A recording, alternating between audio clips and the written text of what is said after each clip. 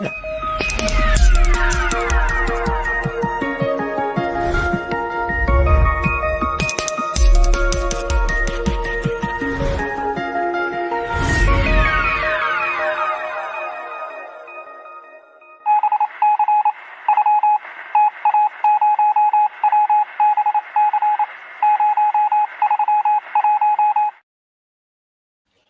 good morning. That introduction is a bit scatty because basically I'm very laid back. I haven't a clue what's happening this morning. I was expecting John Henty. I hope that perhaps John may still appear. I'm expecting Suzanne Musho from New York. I hope that Suzanne will still appear. But for the moment, I've got an empty studio with just me. Now, one of the things that we normally do at this time is to look at local politics. And I'm going to take a short view because when I got home last night, I had a letter from the council, in an envelope, by the way, from Eastbourne Borough Council, even though it was a Lewis District Council. They have absolutely no idea, what these people, about how to foster a feeling of solidarity, a feeling of loyalty, a feeling of wantingness. None whatsoever. They are civil servants and they are as colourless and as thick as two short planks. And that's why they are where they are. And if they think that that's a very harsh assessment, then stop behaving in such a silly way. Because that was just the first thing. Why the hell are Eastbourne Borough Council writing to me? I live in Lewis. But it wasn't. It was Lewis District Council using envelopes. Obviously, they'd been overstocked, or somebody had failed to order stuff for Lewis. And as a consequence, they don't care. Get it out. But the letter itself was absolutely offensive in the extreme. Now, you've all seen signs that says we will not tolerate our staff being abused. When did you last see one that says our staff are instructed not to abuse the customer? When? Have you ever seen it? I most certainly haven't, but perhaps you have. But in this particular case, I had a letter demanding the return immediately of £6,500, which the council claimed I owed them. I haven't seen £6,500 in months, in years perhaps. But anyway, the demand was basically, if you don't pay up straight away, we're going to take you to court. I'm 83, right?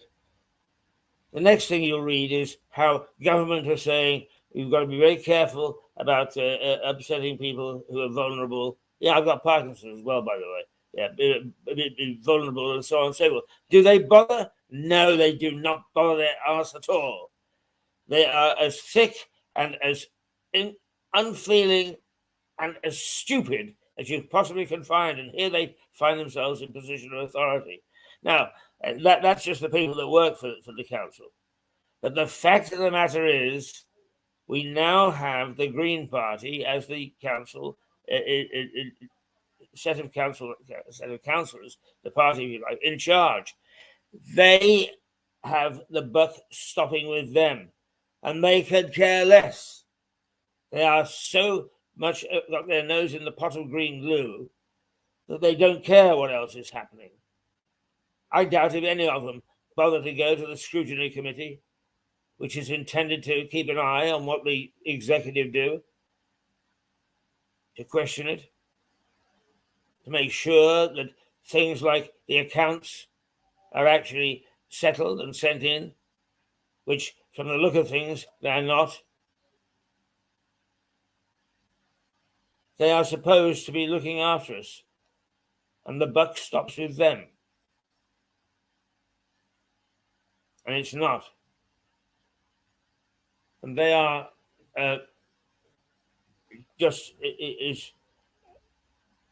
things have got to change. Good morning, John. Good morning. and things have really got to change. And if they don't, then I can see an uprising. Lewis is being cast aside, and nothing is being done for it. And these people, these soulless people who are bullies, that's what they are, bullies in the extreme, aren't brought to book, then it will carry on. And this town, already looking seedy and beginning to creak at the seams, will creak even further. And suddenly what they'll find is that they won't get their council tax because nobody will want to live here. So get your act together, Green Party. Get your act together, the present council. I don't even know who the hell the chief executive's name is anymore. I did at one time, but he's become so inconsequential and a failure to show leadership that we do not have any regard whatsoever for him. That has got to change. And that is our editorial and our comment for this morning, because I'm beyond being upset by this council. I'm beyond being upset by anybody. But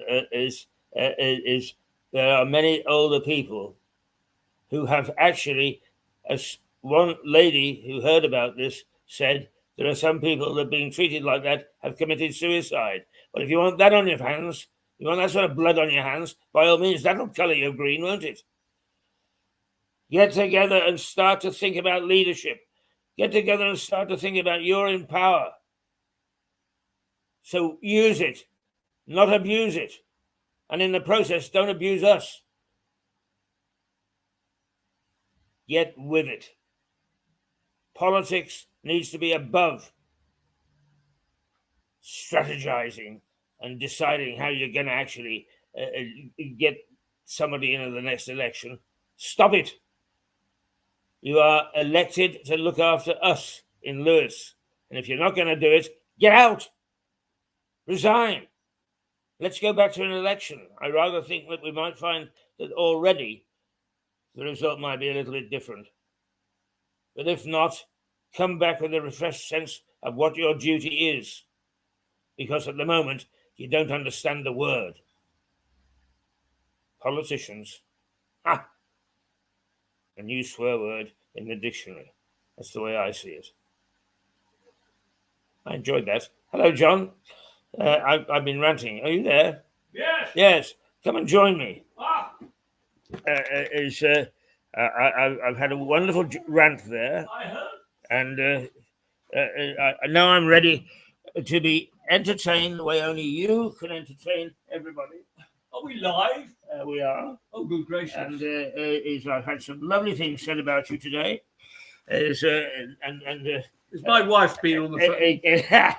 A concern that you might not be coming. Hello, everybody. And I said, oh, yes, he'll be here because he loves to surprise us with his little bag of tricks. I beg your pardon? Good heavens. Listen, I heard all that ranting, you know. Did you? So we're already, everybody's watching. Yeah. Well, you know, I enjoy a little rant now. I noticed it's cleansing. It's very good for you. I mean, last week we were talking about silence. And this week, we're clearly talking about noise. Yes, well, if I may say so, I hope that my noise has the same impact as your silence. Well, I know it really took people by surprise. You know what my solution last week was? Because I simply... You remember? I stopped, you see, because there was silence. And we talked about dead air, you see. Yes. And the fear that people have of dead air. Funnily enough, I thought we're talking possibly having a little break, I believe. We are. We are indeed. And therefore, I thought it's appropriate, having just recently, within the last 5 minutes, actually, showing how this is live in Lewis. Splendid town, but a lot of shops, as he said, as I heard him in the high street, telling you, I was in the high street, he was in here. I heard him saying, you know, the way the shops are shutting and the rest of it, and the attitude is wrong. None of that I argue with, although, no, I wouldn't argue with that. That's right. But I thought, you know, this is worrying. I think what he needs and I need is probably a holiday, you see. I don't do holidays. To be perfect. No, I don't do them. I mean, I've done them anyway. I mean, I've ticked that box and that box. having worked for an airline too, I had the benefit of traveling to a lot of places that a lot of people can't go to, which is nice. I went into this only travel agents, to my knowledge, in Lewis, two charming ladies. One was called Sophie, I think, and the other's name I didn't quite catch. But I had a chat with them and discussed the various options of holidays. And of course, they're immense now. I mean, airlines, cruise boats, whole sort of thing. And there are a lot of pitfalls as well, including the temperature and the weather. And you need to know about these things. So you need to go to talk to an expert, which is why I went into this shop. And I had a very useful conversation. They did get the occasional word in edgeways, I have to say. I was telling them about my various fun excursions with British European Airways and visits to America, etc. I wonder one thing that I'm sure a lot of people must wonder. You've travelled the world extensively, Keith. And I thought if you had the option, and maybe these ladies could provide you with that option, I better be more clear about that. If you had the option to go back to any one of those locations that you've been in, and it was offered to you today, that opportunity to go back, what do you think? Where would you immediately go back to because it was the place to be? Would it be Europe, Canada, Ireland? What a marvellous choice. Yes, but actually it would be quite specific. I would go back to Kosovo. Kosovo? Yes. Small little country Yes. of a few million people, landlocked, but also a lesson to us all is they live in reasonable harmony now, having had a war, but they're 98% Muslim, and you must be there for Christmas. It is. They have a little mini-mo going around playing carols. They have a nativity scene outside the major hotel. I said to my staff, "You celebrate Christmas?" "Oh, yes, please," they said. I gave them a little budget and I came back. And you understand, I don't know what the inside of a brothel is like. No, of course. But the place looked like an inside of a brothel. Tinsel all over the place and so on and so forth. We had a marvellous Christmas meal to which the great and the good came, and without any angst whatsoever. But also, it had nice little restaurants and nice little villages and nice little. I loved Kosovo, and I like the people too. There's the answer. Perfect answer. Funnily enough, this is part prompted by the fact that we may be having this short break, so therefore an opportunity to go somewhere else, although Lewis is quite a nice place to be. It's near the sea, the South Downs, and remember, we're in the South Downs National Park if you're thinking of coming in this direction. What partly prompted too, because there is one broadcaster that I do have time for, a lot I disregard, I have to say, but the one man that I think is an excellent travel broadcaster is a man called Portillo. Forget his politics, Michael Portillo. Now, ace man. And the BBC, because they've got so many other programs going on now with loud noise and things, they keep putting out the same Michael Portillo. But somehow you can always catch up on programs that you haven't seen. And I did yesterday. And yesterday, it was an hour program with Portillo, and he was in Missouri and Kansas City in the US of A. And in one particular town, you mentioned, and people think that we rehearse this, we don't. You actually mentioned, and I say this quietly, in this particularly respectable hotel, he mentioned brothels. Am I right? Brothels. Now, not Brussels, dear. No, that's Belgium. All right. Brothels. Now, we don't go into that literally, and neither did he. But in fact, at the time of the gold rush, when everybody was heading west, this was the one place, a stopping off place, Kansas City and Missouri, that part of the place. And this is where, of course, there was a thriving brothel business. And it was probably, as you described, it was fun, there was entertainment, and there was a room upstairs, and it was absolutely wonderful. And they've still retained one of the original brothels, not now operating in quite the same way, should we say. I mean, Thomas Cook go there now, for heaven's sake. Possibly Saga too. Can you imagine pensioners? What's this room for? Oh, really? Oh, that's nice. Do you remember Eric when we... No, Eric? Where's he gone? Oh dear, he's probably gone. Eric goes, with the trouble is we arrive in these towns. Here we are in Kansas City, Eric, he's gone off again. I cannot understand Eric, you know. So there we are. This is Portillo. And he was there in Kansas City and other parts of Missouri. And it's not only that, it's that he's an intelligent man and he asks exactly the right questions.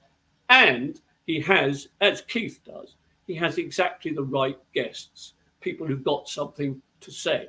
Sometimes too much, I heard someone say. Worry not, my dear, there will soon be silence, because that's what we were talking about last week. And I do have a great ability. This puzzles people, but I have this great ability to suddenly go very quiet. And I quite enjoy that. And so do others, you see. But not at the moment, because holidays I thought was a good theme.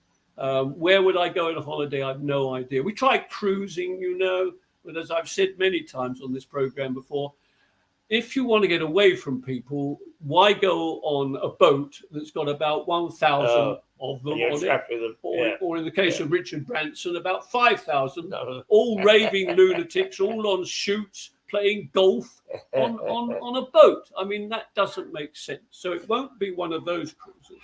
But we were thinking it would be nice. And apparently you can now sail from Portsmouth, you see. And that's along the coast from us, by the way. And I thought, well, that wouldn't be too bad. I could get to Portsmouth. And then the good thing about cruising, too, my wife will tell you, is the fact that you can just unload all your luggage into this one room, and then it travels everywhere with you, which is good. You see, you go on a tour, as I did to New Zealand and Australia, and every day you're on the move. So every day you're packing your bags, getting them out by about 6:30 in the morning to get the coach, etc. And a holiday, it isn't. You know, you're sort of exhausted. And of course, if you're Eric, you get lost anyway. I mean, the number of times people have lost Eric is unaccounted for. So I recommend holidays. And I also recommend, as I did, popping into a local travel agent. ABTA recommended. Make sure of that. Make sure they're members of ABTA, Association of British Travel Agents, that is. And you will get the sort of service that I have. Have I made plans? No, but I've left my name and I've said if they have any nice offers, then I might be interested. We'll see. I don't know. Absolutely. I don't know. She said, have you a budget? I said, budget? I hadn't thought about that. Really. No. The things cost. Oh, yeah, exactly. I said, you mean not going to pay? You see, the travel correspondent, as he will know. Absolutely. I'm a journalist. Oh, you go on freebies, don't you? You see? And you get wined and dined. And I was a member of I shouldn't say this because it may upset one or two of our viewers, but I was a member of the Guild of Travel Writers, which is a respectable body and still going. It's still going. It's still going. I was on the committee at one time, and they were fine. But the trouble is that some travel writers could get a little bit above themselves. So they would arrive at airports and they would expect to immediately go into a special lounge. They also expected, and this is a bad thing, by the way, and watch for it when you're actually traveling and checking in these days. They believe there are what's called a jump seat, or they believe that you can actually jump the queue and get a privileged place if, for example, the first class is not. Now, that's not on. In fact, I don't think that's perfect. No, expecting privilege is not... you should never expect privileges. If they come, you accept them graciously, which is, of course, what I always did. You realise what a respectable person I am. So there we are. A holiday was one theme I thought we might talk about. And the other thing, because I have a real concern about my name being out there in the sort of public marketplace, I was beginning to wonder whether a change of name might not be a bad idea. Because, I don't know. Hayes, you see, Keith Hayes has a definite ring to it. Keith Hayes, I love. I can see it now, PM with Keith Hayes. Oh, yes. Newsnight, Keith Hayes. Yes. I think your name lends itself to the singular. Henty. Henty. I like a bit like Wogan. Yeah, that's right. Like Wogan. That's right. Yes. Henty. Yes. Oh, I mean, his name pales in significance compared to yours, my dear chap. The only reason I say that, and everything on this particular channel is prompted by something else, you understand. It's life, basically. I mean, you start with a complete clean palette every day, and a word suddenly comes out of the blue, and you think, that's it. And then you've got a new theme. Now, what happened a few days ago, I'm ashamed to say this, actually. I was moving out of Tesco's in Lewis again. Tesco's, that is, not Waitrose. Mention them all, John. There's also Sainsbury's, of course, very good as well. And I found a new little walkway in this area, and I walked through it, and I came across something that really interested me, because we talked about electric cars last week, I think, and the silence of electric cars, and how a lot of people are not going to like that, because a lot of people like noise. Vroom, yes. Exactly. So if the Brands Hatch or the Grand Prix have silent cars, I don't think many people will go. However, how do you power these cars? Now, I've always been puzzled. Apparently, there are these points all over the place, and there need to be thousands more. And there was one just to the right of Tesco's. Not one, but about 8 of them. So, being the curious journalist that I am, and leaving the wife behind, I said, I'll just go and have a look. Oh, you go and look, John. I don't really want to go and look at PowerPoints, you see. So I went over, and I saw on it a description of what it did, where you plug it in, for example. And someone had plugged it in. And I noticed the name of this device, and I thought, that is a brilliant name, and I may very well adopt it. If I go into stand-up, and you know that you're going to be my agent when I do stand-up, I mean, that's very well, right. That's on the cards for the autumn, actually, and you'll hear it and see it first here. Nowhere else, just here. I saw this name on this device, and it was, see what you think about this. I'll spell it. It was Amos Sky. Now, you don't believe me. You think Amos Sky. Amos Sky. AMOSSKYE. And this apparently either is the manufacturer of these PowerPoints, or it's someone who thought up the idea, probably in Cincinnati or somewhere. And after that, they said, well, I'll tell you what, we can't pay you any money, but on all these devices, especially around Tesco's in Lewis, we'll put your name up there, you see, and then everybody will know Amos Sky. Yes. Well, so, may I say, yes, that thinking of Henty, yes, one single name, if this chap had thought to just use Sky, he would have become famous. I would have done indeed. I could have had my own television channel, perhaps.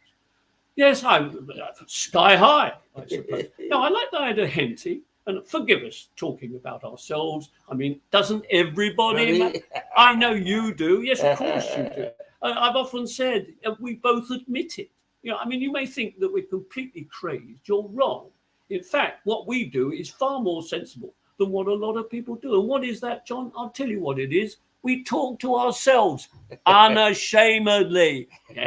Unashamedly. I am constantly talking to myself. Yes. And if people say, oh, no, well, it's the first signs, I said, no, it isn't the first signs. I'll tell you why I talk to myself. I talk to myself partly because no one else will listen to me, one, and two, because I'm the only person who understands me. So when I complain about something to this man here, he tries to understand, but it's not easy for him. And therefore, I save him. I struggle, but I make it sometimes. You do try. Would you have been, for example, I mean, I often wondered whether I'd have been a good agony uncle as opposed to an agony aunt. I think you would have made a good agony uncle. But, you know, I was reminded when you talk about talking to yourself, is they used to say, who's that lady walking along talking to herself? That's Margaret Thatcher holding a cabinet meeting. Political and fairly true, I suspect. And there are a lot of people who do admit to it. Now, we mentioned holidays too, and I brought the little bag. I wonder what was in the bag. You're going to miss this, I'm afraid. I'm afraid there'll be letters of protest. Where is John? I was having withdrawal symptoms. Where is Henty's bag? HB, that is the question. Well, today I brought a couple of items, and the first of which, the last one, may very well end the program totally, and will probably never see Mirador television back on your screens again. I'm warning about that in advance. So if you want to switch off now, please do. But otherwise, we're talking holidays. And there was one man that we have mentioned before and we all respect. I think we all respect. And he's the man called Tommy Cooper. Tommy Cooper, the wonderful magician. Now, there he is. I think you can see that. Look at that. That is it. And what I have here is almost in 3 dimensions. This is Tommy Cooper's Mirth, Magic, Mischief. Now, I like that for a start. Yeah, that's good. Mirth, magic, and mischief. Yes. And there's a whole range of magic tricks that maybe when we come back, maybe I could do. Here's a little trick I'd like to show you now, for example. Whole range of little tricks. And I like these little quotes as well. This was the one where he said, I say, doctor, doctor, I've lost all direction. What shall I do? And the doctor said, get lost. Do you like it? Yes. Oh, that's terrific. Doctor, I've lost all sense of direction. And the doctor said, well, get lost. I thought that was very funny. Now, holiday. That sounds Tommy Cooperish. It is entirely. This book is full of these. So, but just a couple on holidays, which I thought. I went to the room and there was no ceiling in the room. So I rang the manager and I told him, there's no ceiling in my room. And he came back. He said, that's all right. The man above doesn't walk around much. Do you like that? Yeah, that's a surreal joke. And then what was the other one? Oh, this is a bit silly, actually. But when we got back from the holiday, and of course there is always that dreadful moment when you have to come back from holiday, I parked the car in the drive, took the luggage out of the back seat and helped the wife down from the roof rack. And then there were 2,000 milk bottles on the doorstep. And I said to the milkman, I've been away on my holiday. He said, oh, thank goodness for that, he said. I was beginning to think you didn't like the stuff. Brilliant. Yes. Tommy Cooper. Oh, if only we could have Tommy Cooper here. I wonder if he's ever been in Lewis. I don't know. He could easily have been. It's amazing the people that have. I'll tell you why. Yes, I mean, he has strong links with Eastbourne, believe it or not. In fact, there used to be a Cooper's Magic shop there. The woman in charge died in very unfortunate circumstances, you may recall. But he was also married to a woman, and funnily enough, Henty was her name. Her name was Gwen Henty. So Tommy Cooper's wife was Gwen Henty. So, right. I mean, easy to remember. Oh, yeah. Henty. Yeah. So when we come back, perhaps we could organise one of those big things on the screen that when I arrive on a Wednesday, you could sort of put it up there. Just empty. So exactly, which either means a lot more people will watch, or alternatively, you'll have lost a pretty sizable audience. It's a risk you take in broadcasting terms. Yes. We know there are people out there. You know, you say, I wonder whether Tommy Cooper ever came to Lewis. But if this was his stomping ground, people, thespians, used to wander across here. Charles Dickens also used to roam across here. And Brighton was one of his favourite towns. Of course. And there's some suggestion that he stayed in Telscombe. You know, Tommy Cooper probably did the same thing. He would roam, the two of them, staying in the same boarding house or something. Well, I mean, you mentioned that's interesting too, because there are one or two little areas around here, should you ever come to Lewis, or maybe you're in Lewis, and maybe you know this already. But one of my favourite destinations out of Lewis is on the road to Newhaven, actually, which is a rather busy road. So for goodness sake, do go at a sensible speed along that road. It's madness at times. But as you're going in that direction and you turn to the right, he mentioned, someone's going to say this is rehearsed, he mentioned Telscombe. Now, there is Telscombe, of course, Telscombe on the cliff, but there's also the village, the small little, a lovely little village. In a nice hollow. Oh, it's gorgeous. There's a church there, and it's sitting. If you want to try silence, go there, and there's a seat in the churchyard, and sit there, and you won't hear a sound. Apparently, there's a stables there for top-class horses, I gather. There's no pub. I don't think there's a pub at Telscombe in the village there.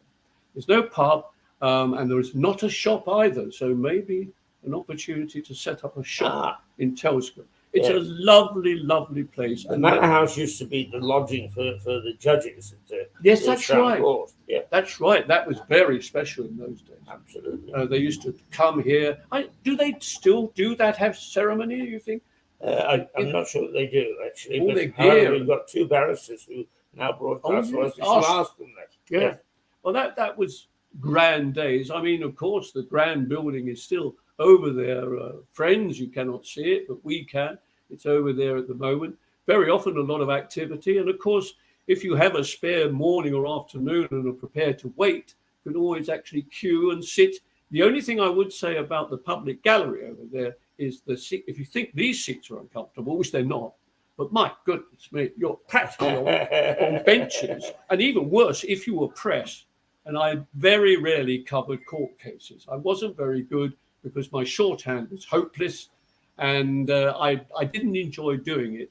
But if you sit there, the press bench, there's a tiny, tiny little counter there and wooden seats. And if you're there for about a 4 or 5 hour trial, and it goes on and on and on, you know, that is really tough. Yes. It's not funny. My days as court reporter exactly the same experience, although it wasn't here. Right. One thing that might amuse you or not amuse you, as the case may be, but apparently the school children used to come out early from school, and the only entertainment was to go and sit in the public gallery. Really? And they were known to go in to watch John George Haig, the acid bath murderer. Really? And they used to take their bootlaces off and turn them into little nooses and dangle them over the ears. For which it is said he was totally impervious. Oh. But were they? They were obviously allowed in. Yes. Wouldn't be today, you know. I doubt it. I very much doubt it. I do sometimes wonder when I see people queuing up, you know, particularly rather sordid cases. I think, the only trouble is, I mean, you can do that if you want to, or alternatively, of course, you can watch something other than mirrored or television. And if you want a really unpleasant murder or crime, watch television any night. I mean, if they haven't got it in reality, the actual thing happening, they'll recreate it for you. I mean, what sort of warped thinking is that?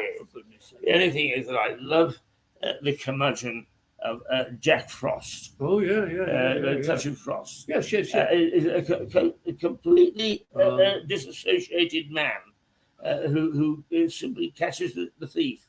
And then the chief constable kicks him out through the front door and don't come back. Absolutely. Have you ever been tempted to write a crime book or novel? You haven't? Not at all. Well, there's money in it, I understand, you know, in quite a big way. There's this man, of course, along the coast in Brighton, Mr. Peter James, who churns them out. I mean, while you're sitting here of a morning, he's probably finished another book, another book, and then he sells it to television. Then it appears all over the world, I'm now told. It's called Grace. And I watched it. I watched it for one. They were filming it out here. They're filming it everywhere. Dear gracious, a friend of mine who lives near Brighton Marina, he said, "Oh, we've got the film unit from Grace coming." I said, "You're lucky." I said, "They'll be all over the place. They'll cause total disruption, and then you'll see the item on the television will be about 30 seconds if you're very lucky." Yet there's shrewd manoeuvring, really, because they know that by showing all these pictures, including Lewis, they know that they'll have a local. I can never write a book like that, though, because I never have an evil thought. Oh, it's wonderful. Here's the man who about 10 minutes ago was ranting away, but we've calmed him down. We better look at the time, you know. Oh dear, it does go by when you're enjoying yourself. So, well, let's have a nice little break. I won't do my silence thing. I don't need to do that. But the final topic, if I may, is this whole question of I'm disturbed by the way everybody has to be trailing something behind them these days, luggage in particular. You can't go into Brighton now without tripping over someone, either with, of course, one of these mobility things, respect to people like that, but the other ones with their luggage behind them. Bloody great suitcases, enormous things, trundle. That I find rather depressing to people.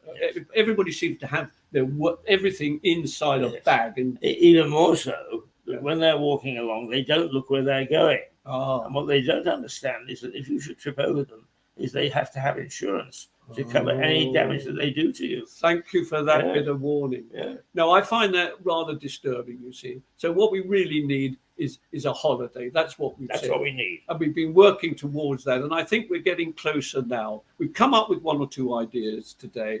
And I mentioned how busy Brighton was, of course, and all these people trundling things around. And it prompted me to say the other thing is, if you come to Lewis, it's not baggage that they're trundling around. It's dogs. Dogs. Oh, everybody's got a dog. Oh, I guarantee. Some people have got more than one. I tell you what, I mean, we can't prove it, unfortunately, but I will look out of the window for the next few minutes. And if I see a dog, I will shout dog, you see. There's a bus, and there may well be a dog on that bus. Everybody has a dog. And that's why our final item on the programme, with your permission, is a little friend that I have who cheers me up enormously, but I'm only a little bit concerned because obviously I don't want to be disruptive, and there is a fair chance that this could be fairly disruptive. So I think we need to say a sort of an early tootle pip and see a little bit about this dog. Yes. Can we look at the dog? Yes, it's not Eric. Eric, of course, was the other animal, right. And Eric was the, yes, exactly. I thought we had a dog. We didn't have a dog. So this is my little friend here. I call him Michael for reasons that I'd rather not discuss, actually. And this is Michael in here. The only trouble is, as I said, that I have to warn people. Are you all right, Michael? Oh, dear. Excuse me. Michael? He's very quiet today, which is a bit worrying. Excuse me. You were there. Oh, there. I think...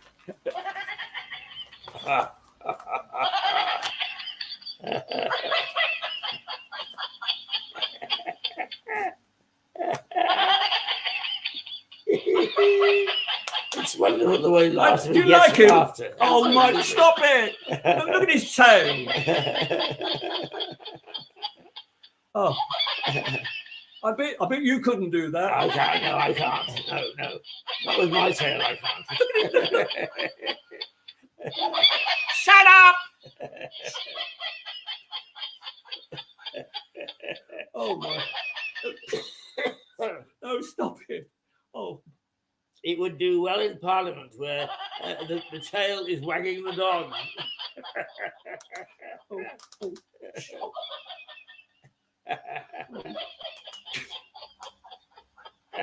Could we have this we ought to have it at the start, really, or maybe no better at the end. Oh, dear. Yes. Well, that was a lovely programme. You started, John, by asking me where I would prefer to go if I was going to go on holiday. Yeah. And in writing for a magazine that used to be here a few years ago, oh, yes. I actually wrote about Hamsey, which is, to all intents and purposes, a ghost village. Right. And I likened it to Barker. Hang on a minute. Stop it!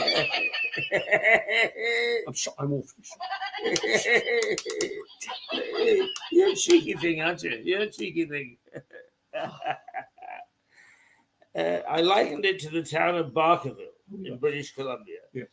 Which is a ghost town. Yes. But at one time was a gold rush town and had over 1,000 people living there. But in the Barkerville Times of 1850-something, it said there was a new settlement starting on the coast of British Columbia called Vancouver, but it would never amount to much because it was too far from Barkerville. I say poor old Hamsey will never amount to much. It's too far from Lewis. And on that note, how very true. We'll see you in 3 weeks' time. Yeah. We'll be back with a bang. We're starting to line up stuff already. So do join us then. And remember, it's just Henty. Dog! Where? You sure that's not Grace you're pointing at? I thought I saw a dog. You be quiet. Oh. Let us say toodle pip. Say toodle pip, John. Toodle pip, John. Right, yeah. Happy holidays. Happy holidays. Yes, indeed. And we will be back. Watch for the sign of the Henty. He will be back.